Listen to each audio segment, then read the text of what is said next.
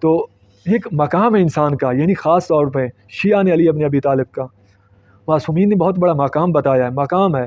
ہم اپنے مقام کو کھوتے ہیں، نیچے جانے کی کوشش کرتے ہیں اور اس چیز کو ہم عزت سمجھتے ہیں۔ دیکھیں بر صغیر میں، خصوصاً ہمارے پنجاب میں، یہ ایک بہت بڑی رسم ہے کہ ہم تو قلندر کے کتے ہیں جی۔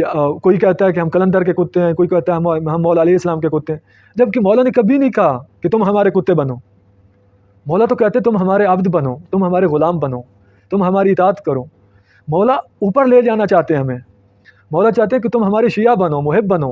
مولا ہمیں حقیقی انسان بنانا چاہتے ہیں، انسان کامل بنانا چاہتے ہیں، مگر افسوس کے ساتھ کہ ہم کتا بننے کے بہت فخر کرتے ہیں کہ ہم کتا ہیں، جبکہ کتا ایک نجس العین چیز ہے، اس کو ہاتھ لگانے سے ہاتھ نجس ہو جاتا ہے، اتنی نجس العین ہے۔